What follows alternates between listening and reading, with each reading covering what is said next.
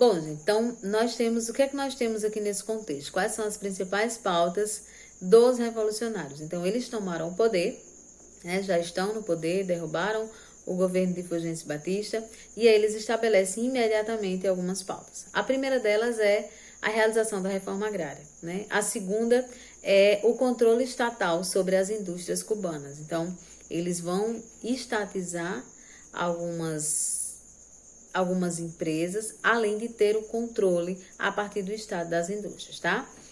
Em 15 de 4 de 1959, Fidel Castro vai visitar os Estados Unidos. E embora os Estados Unidos tenham reconhecido 6 dias antes o novo regime, ele não vai ser recebido, né? Então, em 1960, em 5 de julho de 1960, o governo vai anunciar que todas as empresas americanas em Cuba serão estatizadas, sem indenização. Então, aqueles empresários norte-americanos que tinham empresas colocadas, né, instaladas em Cuba desde lá atrás da emenda Platt, eles vão perder as suas empresas e não serão indenizados. E aí os Estados Unidos, gente, ele vai reagir, né, a essa investida cubana. Bom, um dos produtos, né, que mais importados de Cuba, né, que os Estados Unidos fazia a exportação, era do açúcar. Então, os Estados Unidos ele vai cortar 95% da exportação, né? Isso vai fazer com que, economicamente, Cuba sinta imediatamente os efeitos dessas sanções que os Estados Unidos vai criar, tá? Então, em 1961, o governo de John Kennedy vai romper relações diplomáticas com Cuba totalmente. Em abril de 1961, Castro vai declarar Cuba um estado socialista, tá? Então, só em 61 é que, de fato, Cuba vai se tornar oficialmente socialista. Em abril de 1961, vai haver o contragolpe, né, a tentativa de tomada de Cuba pelos Estados Unidos a partir da invasão da Baía dos Porcos, né? Mas os Estados Unidos não conseguem e saem em retirada. Em 7 de fevereiro de 1962, o governo de Kennedy vai iniciar um novo embargo econômico. E aí, neste caso, vai ser um embargo total, além de várias ações de sabotagem. Como é que existia? Como é que fazia esses embargos? Uma coisa que os Estados Unidos fez, né, e fez com certo sucesso, foi, por exemplo, influenciar a retirada de Cuba da Organização dos Estados Americanos. Então, Cuba foi excluída. Cuba também, né, os países, praticamente todos os países romperam relações comerciais com Cuba, com exceção do México. O México foi o único país que manteve as suas relações diplomáticas com Cuba. Então, qual era a justificativa para os países saírem? Era dizer, né, divulgar que Cuba estaria exportando sua revolução para toda a América Latina. E aí, qual é o contexto, né? Por que esse medo? Nós estamos falando do período da Guerra Fria, né? O contexto geral é a Guerra Fria. Então, de um lado nós temos os Estados Unidos como representante dos países capitalistas e de outro lado nós temos a União Soviética como sendo representante dos países socialistas. Nesse tempo aí, Cuba já havia se declarado socialista, logo se tornava inimiga direta dos Estados Unidos, né? Um inimigo direto dos Estados Unidos. Para agravar ainda mais essa situação, vai haver o evento, né, o acontecimento que a gente chama de crise dos mísseis de Cuba.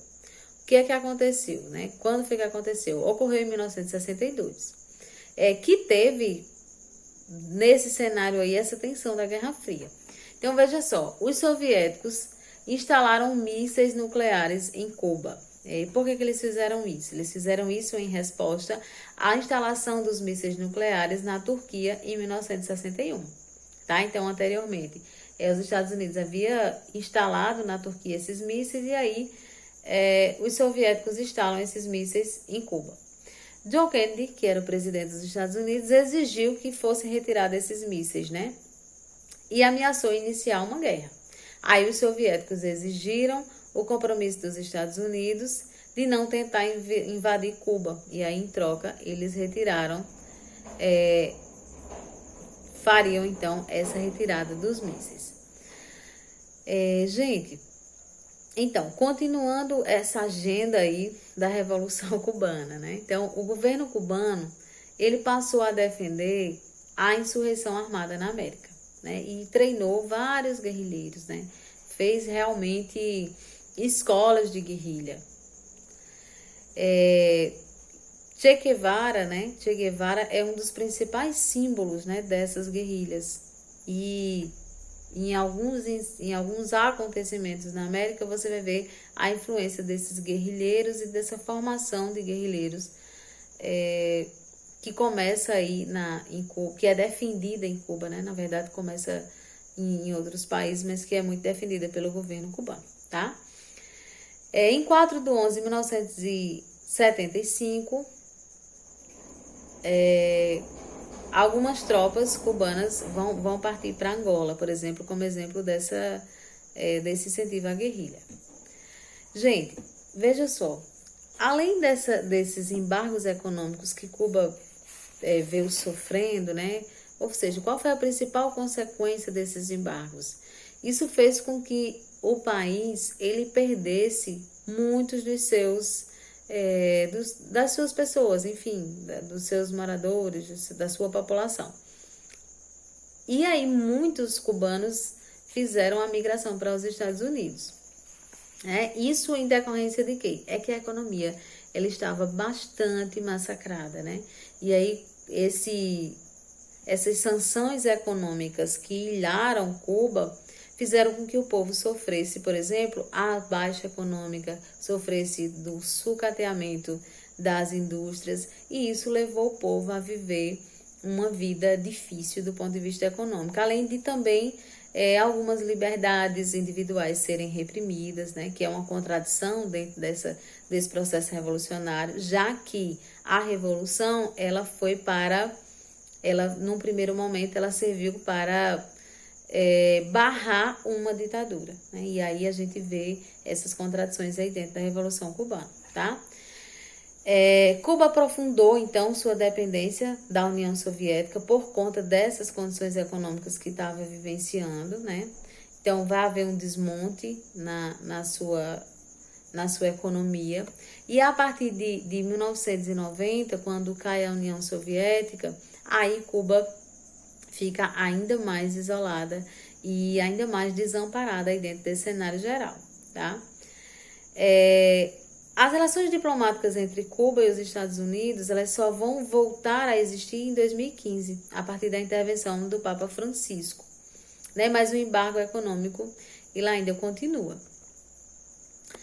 Uma coisa interessante para gente pensar sobre Cuba é que, apesar de todos esses atropelos, de todos esses problemas, de todas essas contradições, Cuba se mantém com uma alta qualidade na educação, né? Uma qualidade também na saúde e na segurança.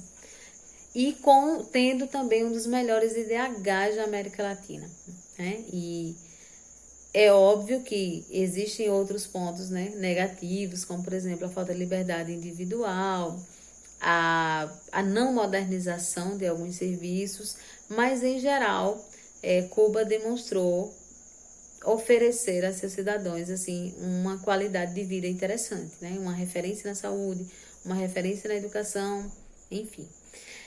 Bom, esse foi o processo, né, que a gente chamou de Revolução Cubana, né, que é um processo que é linear, é gradual, tá?